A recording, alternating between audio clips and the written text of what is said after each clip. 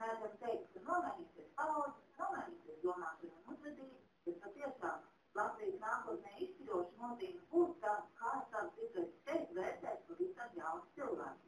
No pasmetniekiem esam bieži dzirdējuši, ka visas sapņu vairogojums ir studijas un varbūt arī savs ārzemēs.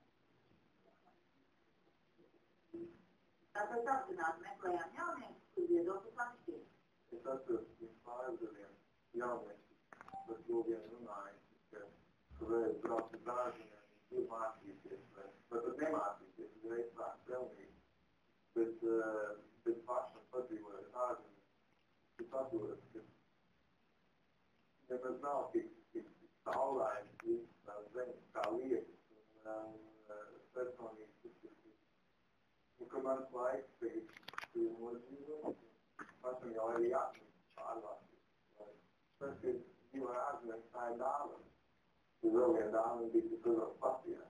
Un ka es sapratu, ka ir tik daudz lietas, ko pašam mācoties, ko es ārzemēs nebūtu. Lūkas un viņa māte Linda lielāko savas dzīves daļu patiešām nodzīvojuši ārzemēs, turklāt dažādās valstīs. Vecāka ģimene ir diplomāti, un tā nu apspiedis Vācijā, skolā sāk iet Portugālē, bet turpināja Francijā, turklāt bilingvālās klasēs. Lūkas mācījās franču un portugāļu valodā, savukārt Linda franču un vācu valodā. Rezultātā atzīst, ka kļuvuši par lielākiem patriotiem nekā būtu bijuši dzīvojot Latvijā. Es jau nolieku, ka būt patriotiskam ir vieglāk, ka tu esi prom no Latvijas, ka tu esi svešinieks kaut kāda cilvēka vidū, un tu sakot, kas likās iedēs Latvijā. Bet man šis patriotisms sajūta arī ir te pats. Jā, lietas, ko es vienmēr daru, es esmu palīdzējis mūsisiem, lai viņi paliek atmiņā, varbūt tie ir labi cilvēki, kas visā teiks, ej klāt un tieši paliek skaidrojas ceļus vai kaut kā politiski bija vienreiz stūri kaut kādai mašīnai. Abi runā latviešu un vēl 4 valodām, bet studiju plāni vismaz pagaidām viņiem nesaistās ar ārzemēm. Ģimene Latvijā dzīvo tikai 3. gadu, taču vēlmes kādu laiku nemainīt dzīves vietu ir tikai pulksteni lēmumi. Otru pusi veidot sēri bez jaunā cilvēku novērtēt ārzemju iespējas. Vai tiešām ir lielāks iespējas, ka tā padomā, teiksim, no kā izbrauc Latvijas vai Parīzi, Londonu, piemēram, tas pats minēja, ka tās ir pilsētas, kur visi jau noteikti brauc miljoniem tādu, kuri arī ir to pašu izdarīt.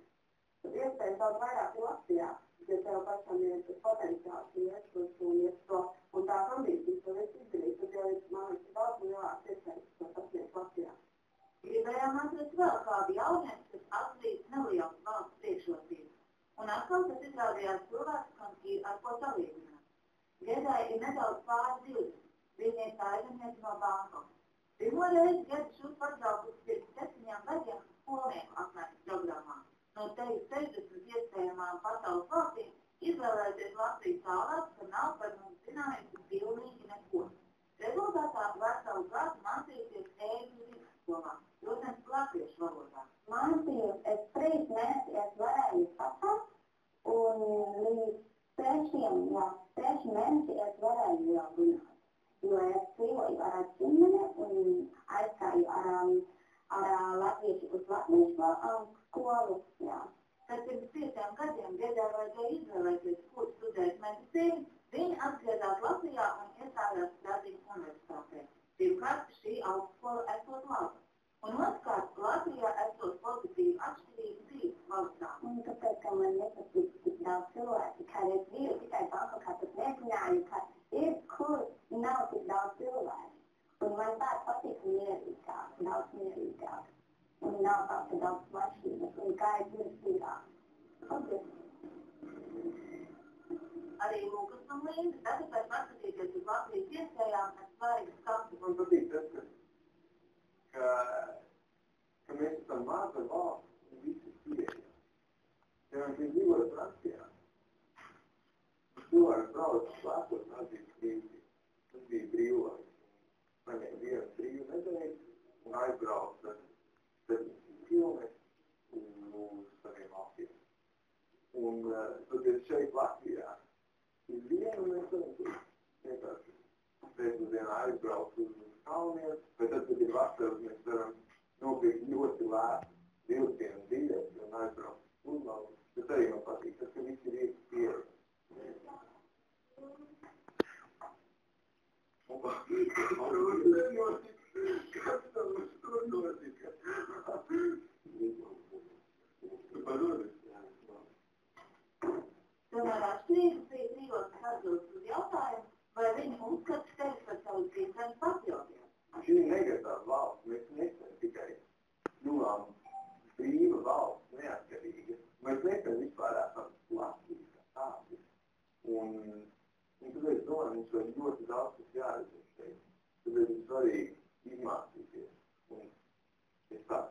jānotiek, Dievs viņus uz tālāk mācīšos, bet es tiešām ceru šeit atgriezties.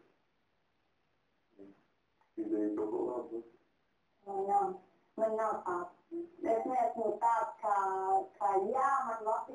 Protams, ka jā, ir kaut kas labi, ka es jūtos ļoti labi, ka man valsti ir forši, bet, kad es pabēšu, es arī kaut kur gribu strādāt citur. Ne taisnē un arī ne Latvijā. Kas zina, varbūt globālās pasaules rezultātā arī latvieši kļūst mazāk piesaistīti savai dzīvenei, bet varbūt tieši otrādi. Par dažām nācijas emocionālās temperatūras izmaiņām jaunieši izteikumi liek domāt. Es domāju, ka man ļoti veicies ar draugiem, jo man ir ambiciozi cilvēki apkārt. Man ir tādi cilvēki, kas tic, ka viņi kaut ko sasniegs. Daudzi aprakstīti kā tāds netipisks latvieši, bet viņi arī ir latvieši. Tādi skaļi, kas zāri vērsti, kuriem tik ļoti neinteresē to varbūt apkārt cilvēks, kas domā. Bet, ja nu tomēr šajā latviešu raksturojumā kādam sevi grūti atskatīt, mums piedāvājumā ir vēl viens variants. Latviešu tēls. Stūrgalvīgs, aizvērts, bevīgs, neuzbāzts citiem, pastāvīgs uz viens pareiz. Un kaut kur dzīvi.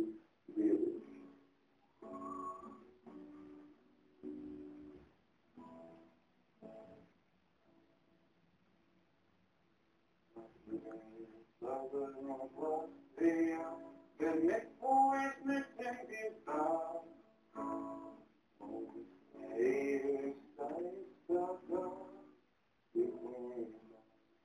es saprotu, ka vairāk un vairāk esmu latvietis. Varbūt ir vērts padiskutēt jums ar studijā, piemēram, cik gadu vecumu varētu likt cilvēkam kāds krustīt, derīgs, veselīgai nacionālai pašas